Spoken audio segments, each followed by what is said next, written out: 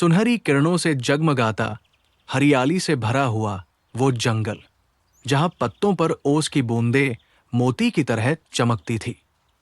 ये था अरण्यलोक, एक ऐसा स्थान जहां जानवर सिर्फ जानवर नहीं थे, वे जादुई शक्तियों से भरपूर थे। इस जंगल के हर प्राणी में कोई न कोई अलौकिक शक्ति थी, लेकिन सबसे खास था राजा समर, एक विशालकाय शेर, जिसके गर्जन से पूरे जंगल में बिजली कौंध जाती थी।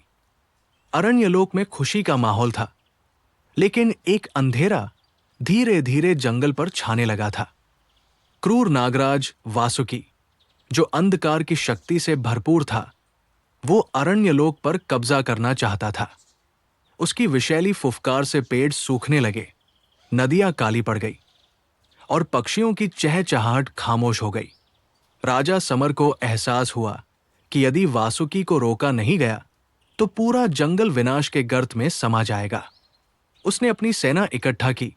तेज तर्रार चीता अर्जुन, जिसकी रफ्तार बवंडर से भी तेज थी, बुद्धिमान हाथी बालकृष्ण, जो पहाड़ों को भी हिला सकता था, और जादुई तोता चिरायु, जो भविष्य देख सकता था। लेकिन इस बार उन्हें किसी और की जरूरत थी, एक ऐसी शक्ति जो पहले कभी नहीं देखी गई थी। तभी सामने आई मायरा, एक रहस्यमयी सफेद लोमड़ी, जो जादुई मंत्रों से अंधकार को मिटाने की ताकत रखती थी। वो अरण्यलोक के गुप्त जंगलों में रहती थी और बहुत कम जानवरों को ही उसके अस्तित्व के बारे में पता था। राजा समर और उसकी सेना मायरा के पास पहुंचे। मायरा ने कहा, वासुकी को हराने के लिए सिर्फ ताकत काफी नहीं, बल्कि हमें उसकी कमजोरी भी पता करनी होगी।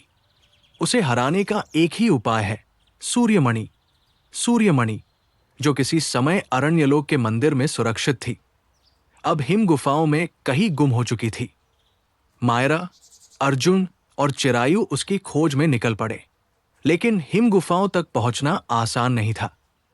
रास्ते में बर्फीले भेड़िए, गगन भेदी गरुड़ और राक्षसी छायाएं उनका इंतजार कर रही थी। बहादुरी और चतुराई से लड़ते हुए वे अंततः हिम गुफा तक पहुंचे।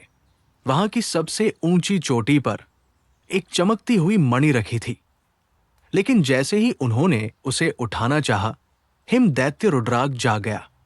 रुद्राक को हराना आसान नहीं था। मायरा ने अपनी जादुई शक्ति से एक ढाल बनाई। अर्जुन की तेज रफ्तार ने रुद्राक को चकमा दिया और चिरायु ने उसकी हर चाल पहले ही भांप ली। बालकृष्ण ने अपनी ताकत से बर्फीले तूफान को रोका। अंततः वे सूर्य मणि लेकर जंगल लौटे। इधर वासुकी का आतंक अपने चरम पर था। राजा समर और उसकी सेना ने हमला बोला, लेकिन वासुकी की काली शक्तियां बहुत प्रबल थी। तभी मायरा ने सूर्य मणि को उठाकर मंत्र पढ़ा और एक दिव्य प्रकाश पूरे जंगल में फैल गया। वासुकी की काली शक्ति ध्वस्त हो गई और वो जलकर राख बन गया। जंगल फिर से हरियाली से भर गया।